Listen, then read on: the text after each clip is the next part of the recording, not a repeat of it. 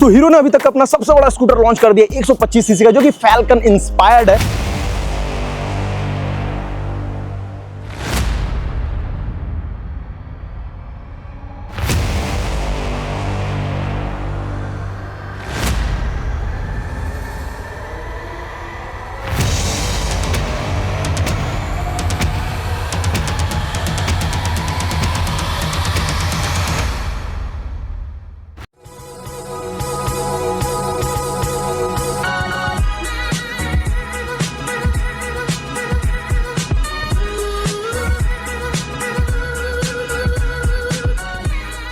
ये गाड़ी लॉन्च हुई है 125 सीसी के नए इंजन के साथ, और ये जो 125 सीसी का इंजन है वो 10.4 Nm का पीक टॉर्क जनरेट करता है। और आपको एक सबसे कमाल का बात पता है क्या, कि ये भारत में अभी तक किसी भी दूसरा 125 सीसी का ऐसा स्कूटर नहीं है जो कि इतना पावर जनरेट करता है, जिसके कारण ये 0 to 60 का जो स्पीड है ये गाड़ी अचीव करती है 7.6 सेकंड में, जो अभी तक दूसरा कोई भी स्कूटर नहीं कर पाया हमारे भारत में 125 सीसी सेगमेंट। तो ये 0 to 60 कितना जाता है, क्योंकि कंपनी जो क्लेम कर रही है 7.6, अब मैं देखता हूँ कि वो मैं चढ़ा पाता हूँ कि नहीं।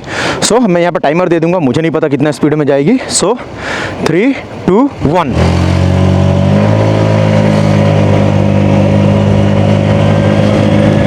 और ये 60। ओके, तो मुझे नहीं पता कि कितने टाइम में गया है, तो मैंने स्क्रीन पे टाइमर दे दिया था। वैसे यहाँ पे दो चीज़ ध्यान देने जैसा है, क्योंकि एक तो मेरा वेट भी ज़्यादा है, 90 केजीज़ का हूँ मैं, 88 केजीज़ का, और सेकेंडरी एकदम ब्रांड न्यू गाड़ी है ये।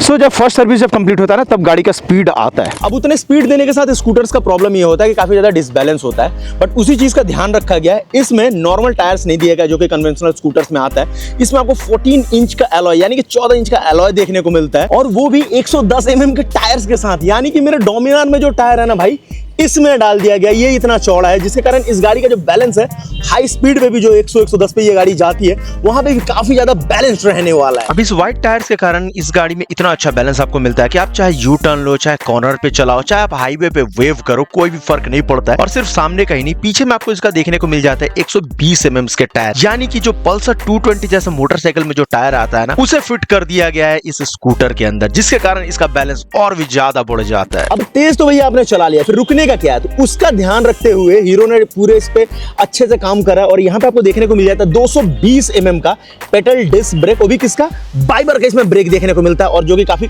चुम्मेश्वरी है। और पीछे की तरफ आओगे तो आपको कन्वेंशनल वाला जो ड्रम ब्रेक होता है वो देखने को मिल जाता है इस गाड़ी के अंदर। अब इसमें ABS नहीं है, बट एक चीज बहुत अच्छा है कि इसका जो ब्रेक है ऑलमोस्ट ABS जैसा ही रिस्पॉन्सिव है, मतलब अचानक से ब्रेक लॉक नहीं होता है और काफी धीरे से रुकता है। सो अगर यहाँ पे मैं एक स्पीड चढ़ाने की कोशिश करूँ अराउंड 60 to 70, तो ये अभी 50, ये 60, और यहाँ पे 70 पे आते हुए मैं ब्रेक मारूँ यहाँ पे, तो ये ब्रेकिंग,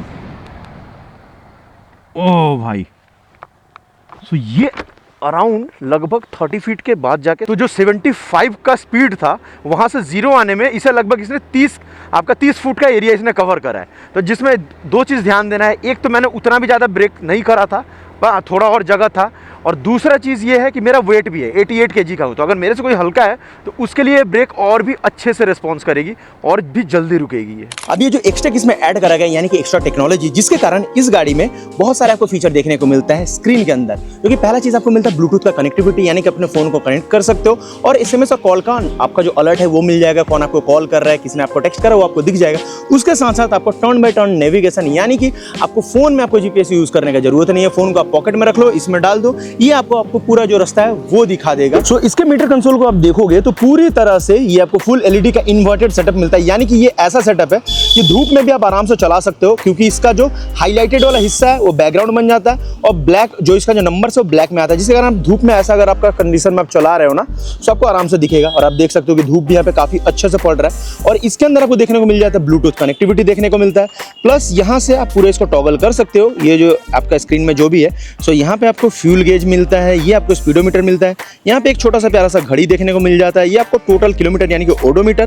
फिर यहाँ पे आओगे दो हिस्से में है, तो यहाँ पे आपको एवरेज बताता है कि अभी आप जिस स्पीड पे चला रहे हो तो उसको आपको कितना एवरेज मिलेगा, प्लस आपके अंदर जितना तेल है इन भाई साहब के अंदर में, तो वहाँ से टोटल आप कितना भी जा सकते हैं यहाँ से। जैसे अभी का यहाँ पे टोटल 5 लीटर का ये कैपेसिटी है, और जो सबसे अच्छा चीज़ मुझे लगा 5 लीटर का टैंक है, तो टोटल 5 नंबर है, यानी कि आप एग्जैक्ट आप पूरा बता सकते हो कि अभी मेरे गाड़ी में कितना तेल है। तो उस हिसाब से 171 किलोमीटर जाएगा, अभी हमने थोड़ा चलाया था।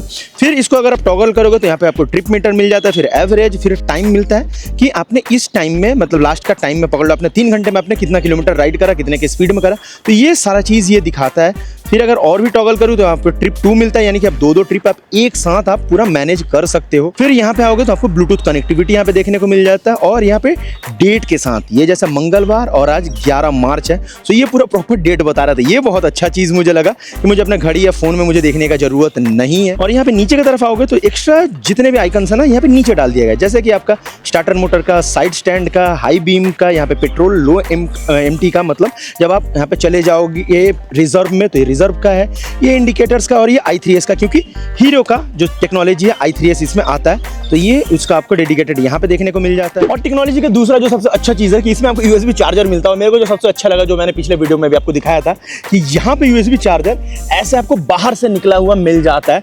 आप देखोगे कि ये बाहर से है, तो इसको मैं चाहूँ तो इस वाले ग्लव बॉक्स में कर सकता हूँ, चाहे इस वाले में, कहीं से भी मैं चार्ज कर सकता हूँ। तो ये प्लग एंड प्ले है, इसको मैंने यहाँ कनेक्ट करा, अपने फ़ोन को मैंने यहाँ पे आराम से कनेक्ट करा, फिर मैंने फ़ोन को यहाँ पे डाल दिया, फिर मैं आराम से इसको लेकर राइड कर सकता हूँ, आराम से कहीं भी जा सकता हूँ। और जैसे कन्वीनियंस को ध्यान में रखते हुए यहाँ पे 2 ग्लव बॉक्स मिलता है। उसके साथ साथ जो आप पीछे की तरफ आओगे ना, तो आपको जो आपका फ्यूल जो कैप है वो भी आपको पीछे की तरफ मिलता है, यानी कि आपको गाड़ी से उतरने का जरूरत नहीं है, सिर्फ आपको इसको दबा के इसको ऐसे घुमाना है और आपका पीछे कैप निकल गया, तो आप गाड़ी पे बैठे बैठे आराम से इसे फिल भी कर सकते हो। स्कूटर का जो सबसे मेन हिस्सा होता है उसका सीट का, यानी कि उसका जो बूट स्पेस, तो यहाँ पे आप आओगे तो चाबी घुमाने पे ही, ये चाबी को मैं घुमाऊंगा, आपने कट का आवाज़ सुना, तो यहाँ से आप इसको आराम से आप इससे खोल सकते हो। और यहाँ पे जो बूट स्पेस देखने को मिलता है, एक फुल फेस हेलमेट इसमें आराम से आ जाएगा। ये टोटल अगर प्रिसाइजली बात करूँ तो 17 यानी कि 17 लीटर का मिलता है। और यहाँ पे देखोगे तो आपको यहाँ पे एक बटन मिल जाता है, इवन आपको बूट लाइट मिलता है। तो अगर रात के टाइम आप अगर सामान रखोगे तो इसमें इतना खासा लाइट है कि आपको आराम से वो सारा सामान आपको दिखा देगा।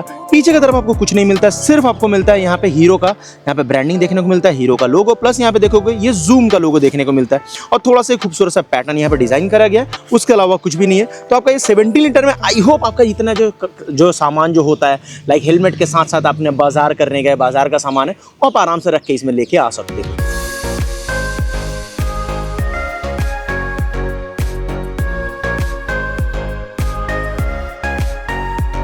अब इसका जो मेन जो मोटिव है इस गाड़ी का, कि आप जो नॉर्मल जो लॉन्ग राइड भी आप कर पाओ, जिसके कारण क्या हुआ है कि इस गाड़ी की एक तो सीट काफ़ी वाइड दिया गया है, उसके बाद इसका जो हैंडल और सिटिंग पोस्चर है बहुत तगड़ा दिया गया है। अगर मैं उस चीज़ को आपको अगर डेमोन्स्ट्रेट करूँ तो पहला चीज़ है कि ये पूरा आपका जो टिप नहीं पड़ता है, क्योंकि उतना भी ज़्यादा वाइड नहीं करा गया है ताकि आपका पैर ना पड़े। मेरा हाइट 5'10" है, तो आप अपने हिसाब से टेस्ट ड्राइव लेके आप समझ सकते हो। सो यहाँ पे पैर काफ़ी मेरा दोनों बराबर पड़ता है, फ्लैट फुट पड़ता है। और अगर यहाँ पे इसका जो सिटिंग पोस्चर का देखोगे, एक चीज़ देखोगे, ये जो बैक है मेरा काफ़ी ज़्यादा सीधा है, जिसके कारण क्या है कि जो लोअर बैक वाला जो हड्डी जो मुड़ता है ना, उस पर झटका नहीं पड़ने वाला। अगर मान लो जब भी कोई पॉट होल पे पड़ेगा, वो चीज़ नहीं होने वाला। और दूसरा चीज़ है कि आपका जो हैंडल से और यहाँ से आपका बॉडी का बीच में जो आपका हाथ है ज़्यादा मुड़ता नहीं है। जैसे देखोगे आपने एरोक्स का बहुत ज़्यादा मुड़ता है, तो वहाँ पे क्या होता है, आपको यहाँ पे पेन होता है, एल्बो में पेन होता है, शोल्डर में पेन होता है, बट इसके साथ वो नहीं होने वाला। तो ये पूरा बराबर सा पड़ता है। और अगर मैं पैर को भी यहाँ पे रखता हूँ तो मेरा पैर भी एक प्रॉपर एक एल का आर्क बनाता है, 90 डिग्री मुड़ता है, ज़्यादा मुड़ता नहीं है, जिसके कारण अगर ज़्यादा मुड़ता है तो घुटने पे प्रेशर आता है, तो वो चीज़ नहीं होने वाला। यहाँ पे आप आओगे, यहाँ पे आप देखोगे तो मेरा पैर एकदम सीधा है। तो अगर मैं लॉन्ग चलाता हूँ, काफ़ी देर तक इसे चलाता हूँ, जैसे चाहे सिटी में चला रहा हूँ, चाहे इवन आजकल देखो होगे लोग स्कूटर से लेकर लॉन्ग राइड कर रहे हैं, तो उसके टाइम भी मेरा हाथ और पैर में मेरा पेन नहीं होने वाला है, मेरे बैक में पेन नहीं होने वाला, मेरे नी में पेन नहीं होने वाला। तो ये काफ़ी अच्छे चीज़ का ध्यान रखा गया है यहाँ पे। और वही कंफर्ट का जो सबसे मेन चीज़ होता है मेरे हिसाब से, वो होता है सीट। तो भैया कितना सॉफ्ट है ये तो आपको मेरे बात पे विश्वास करना पड़ेगा, नहीं तो आप टेस्ट ड्राइव जब लोगे तब आपको पता चल जाएगा कि इतना सॉफ्ट है।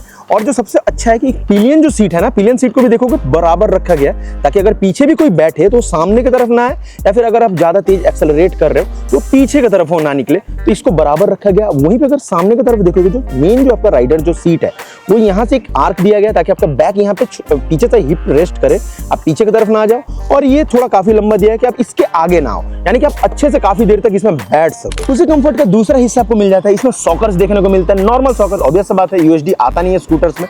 तो आपके दोनों साइड में आपको जो देखोगे ट्विन सॉकर्स देखने को मिलता है। वही अगर आप पीछे की तरफ आओगे सो नॉर्मल आपको नाइट्रॉक्स वाला ही एक ही आपको सॉकर देखने को मिलता है यहाँ पे एक साइड में, आपको दूसरे तरफ सॉकर आपको देखने को नहीं मिलता है। सो ये मोनोसॉक के साथ आता है पीछे वाला। सॉकर्स को पहले से अपग्रेड करा गया है, जिसके कारण ये चीज़, ये जो इतना जो बम्प्स है, इस बम्प पे मुझे फील नहीं हो रहा है, क्योंकि 110 मैंने चलाया है, इसमें 110 से काफ़ी ज़्यादा इंप्रूवमेंट है।